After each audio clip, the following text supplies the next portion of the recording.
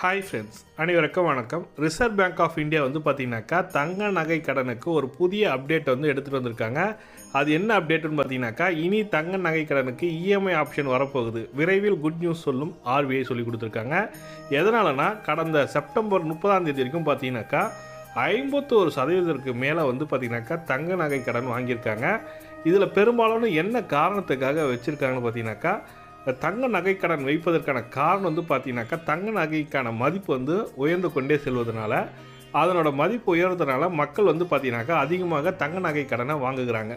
அதனால் ஆர்பிஐ வந்து பார்த்தீங்கன்னாக்கா என்ன சொல்லியிருக்காங்கன்னா, தங்க நகை கடனை கொடுப்பவர்கள் அவர்கள் மீட்கும் பட்சத்தில் ஒன்றும் பிரச்சனை இல்லை. ஆனால் மீட்க முடியவில்லை. இப்போ வந்து பார்த்தீங்கன்னாக்கா தங்க நகைக்காக வைக்கிறாங்க, ஒரு அமௌண்ட் வச்சு வைக்கிறாங்க, லோனுக்கு வைக்கிறாங்க தங்க நகை கடனில். ஆனால் அவங்க வந்து மூக்குறாங்களான்னு பார்த்தீங்கன்னாக்கா, மீட் எடுக்கிறாங்களான்னு பார்த்தீங்கன்னாக்கா அது மீட் எடுக்க முடியல. அவங்களால அவங்க பொருளாதார சூழ்நிலை காரணமாக தான் தங்க நகை கடனுக்கு போகிறாங்க. அந்த போகும்போது பார்த்தீங்கன்னாக்கா மீட்கும் பட்சத்தில் வந்து பார்த்தீங்கன்னாக்கா அவங்க வந்து பார்த்தீங்கன்னா கட்ட வேண்டிய அமௌண்ட் வந்து பெரிய தொகையாகிடுது.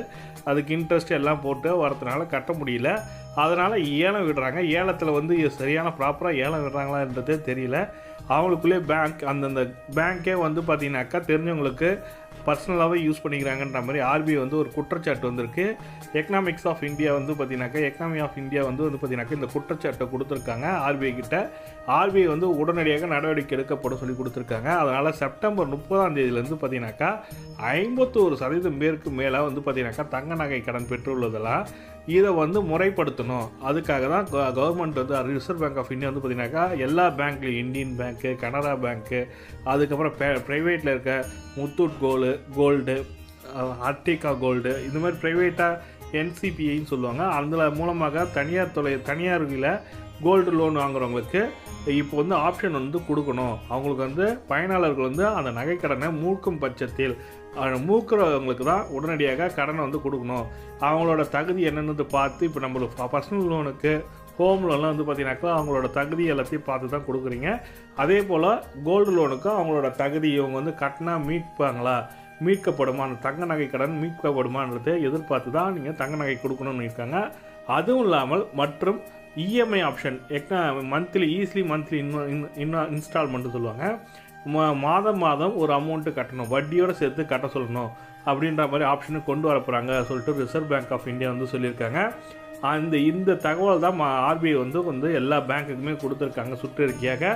கூடிய விரைவில் இஎம்ஐ ஆப்ஷன் வரப்போகுது. இப்போ நீங்கள் கோல்டு லோன் வச்சுருக்கீங்க, ஒரு 10,000 ரூபாய்க்கு விற்கிறீங்கன்னு வச்சுப்போமே.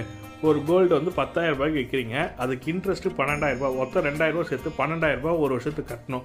நீங்கள் ஒரு வருஷத்துக்குள்ளே கட்டினீங்கன்னாக்கா உங்களுக்கு ஒன்றும் பிரச்சனை இல்லை. இது ஒரு வருஷத்துக்கு அப்புறம் நீங்கள் கட்டுறீங்கன்னா அதுக்கான இன்ட்ரெஸ்ட் ரேட் அதிகமாக. இப்போ வந்து பார்த்தீங்கன்னாக்கா நீங்கள் எப்போ மூப்பீங்கன்னு கேட்பீங்க. எப்பொழுது உங்களோட நகையை மீட்கப்படும் சொல்லி கேட்பாங்க.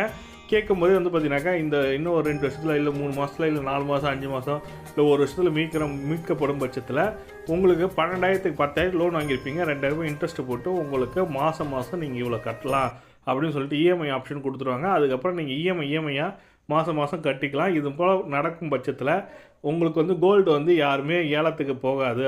அந்த வாடிக்கையாளரே வந்து நகையை வந்து மீட்டு எடுத்துக்கொள்ளப்படும். அதனால் எந்த ஒரு தவறுதலான நடவடிக்கை எடுக்கப்பட முடியாது சொல்லி கொடுத்துருக்காங்க. அதனால் ரிசர்வ் பேங்க் வந்து பார்த்தீங்கன்னாக்கா இஎம்ஐ ஆப்ஷன் கொண்டு வர போகிறாங்கன்னு சொல்லிட்டு கோல்டு லோனில் எடுத்துகிட்டு வந்திருக்காங்க. இந்த தகவல் தான் உங்களுக்கு ஷேர் பண்ண நினச்சேன். வீடியோ பிடிச்சிருந்தால் லைக் பண்ணுங்கள், கூட சப்ஸ்கிரைப் பண்ணுங்கள். தேங்க்யூ.